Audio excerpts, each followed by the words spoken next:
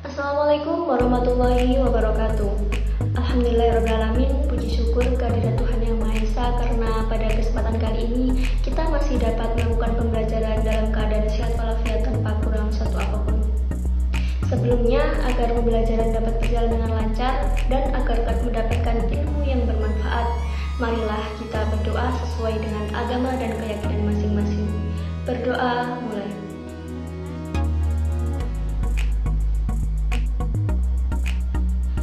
Berdoa selesai. Kemudian kami dari kelompok 7 akan membahas materi tentang medan makna dan komponen makna. Sebelumnya, perkenalkan saya Elvira Delia Putri dan rekan saya Rania Aurora Faradila. Selanjutnya, yang pertama saya akan membahas mengenai medan makna. Menurut Harimurti tahun 1982, medan makna atau semantic field atau semantic domain merupakan bagian dari sistem semantik bahasa yang menggambarkan bagian dari bidang kebudayaan atau realitas dalam alam semesta tertentu dan yang direalisasikan oleh seperangkat unsur leksikal yang maknanya berhubungan. Jadi, apa yang akan kita pelajari dalam medan makna itu mempunyai realitas dalam alam semestanya, dan realitas itu direalisasikan dalam unsur-unsur atau unsur-unsur leksikal yang saling berhubungan maknanya. Misalnya adalah warna. Warna merupakan medan makna karena makna itu memiliki hubungan-hubungan yang ada di bawahnya seperti merah, kuning, hijau, biru, dan lain sebagainya. Nah, semua jenis warna itu memiliki medan makna yang namanya warna. Jadi, warna itu medan maknanya, sedangkan merah, kuning, hijau, biru merupakan subordinat atau subdomainnya dari medan makna warna tersebut.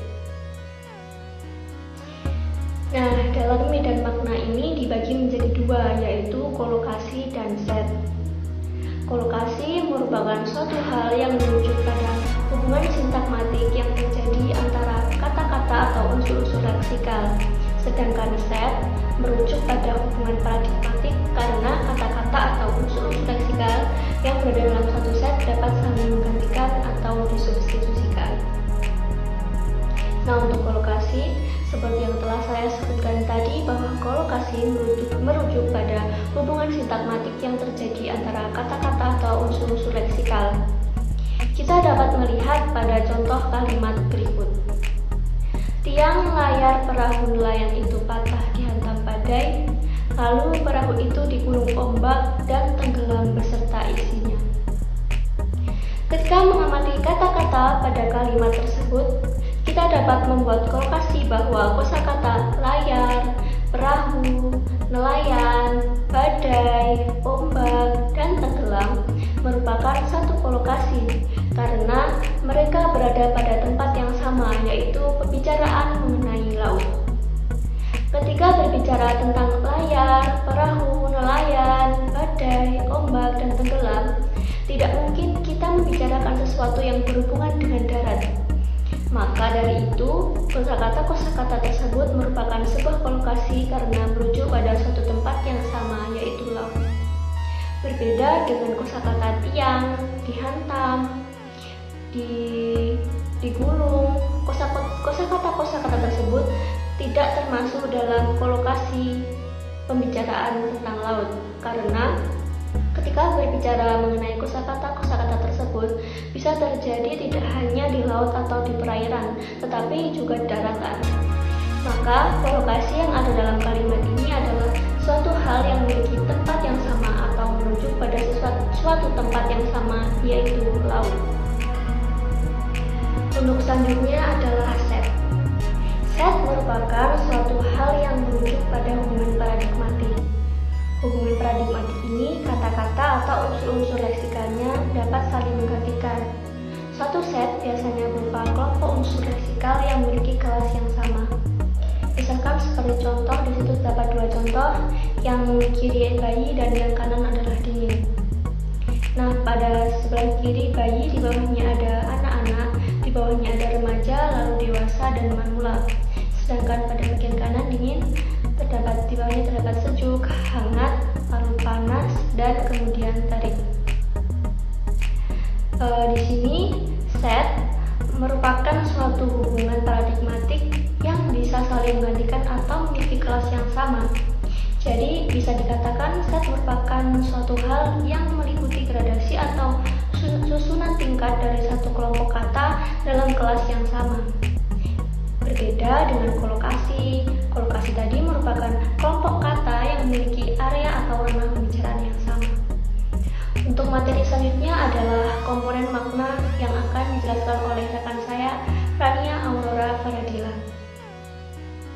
Baik, selanjutnya saya akan menjelaskan tentang komponen makna.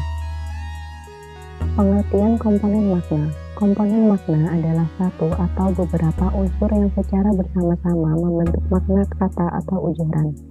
Analisis komponen makna mengajarkan bahwa setiap kata atau unsur leksikal terdiri dari satu atau beberapa unsur yang membentuk makna kata tersebut. Contoh komponen makna. Contoh komponen makna di sini, saya menggunakan kata ibu dan bapak. Kata ibu dan bapak memiliki komponen makna yaitu manusia. Namun, pada komponen makna jantan, ibu tidak memiliki komponen makna tersebut, tetapi bapak memiliki komponen makna tersebut. Pada komponen makna melahirkan, ibu memiliki komponen makna tersebut, sedangkan bapak tidak.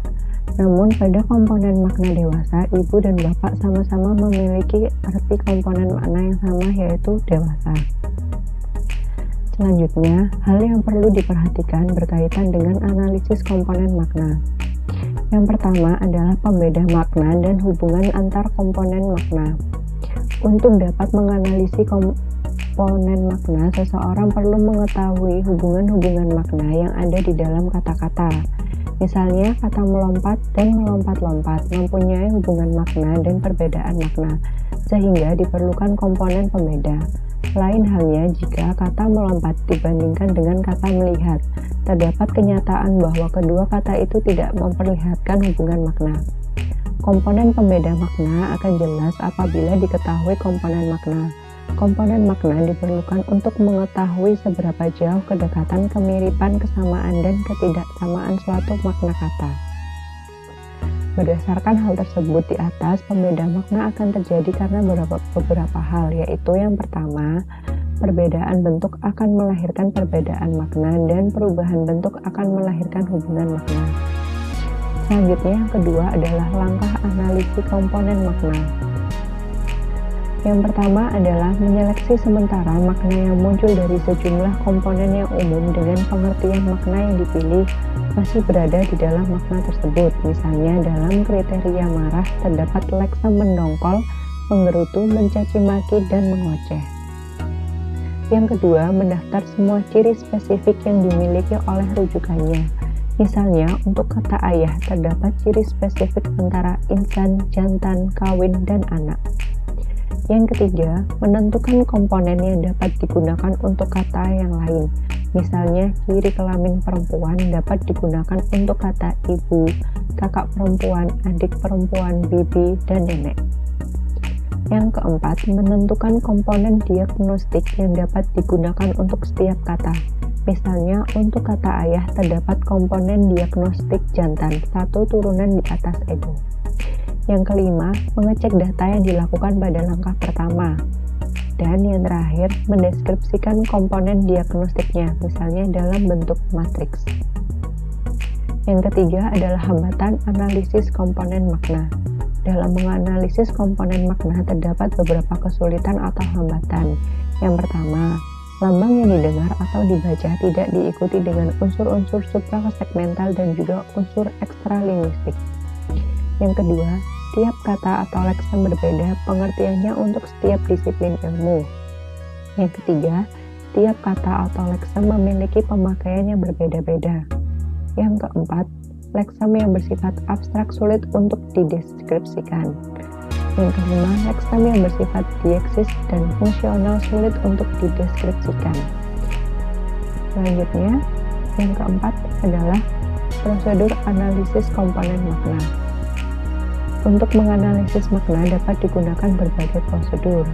Yang pertama, penamaan, yang kedua, parafrasis, yang ketiga, pengklasifikasian, dan yang keempat, pendefinisian.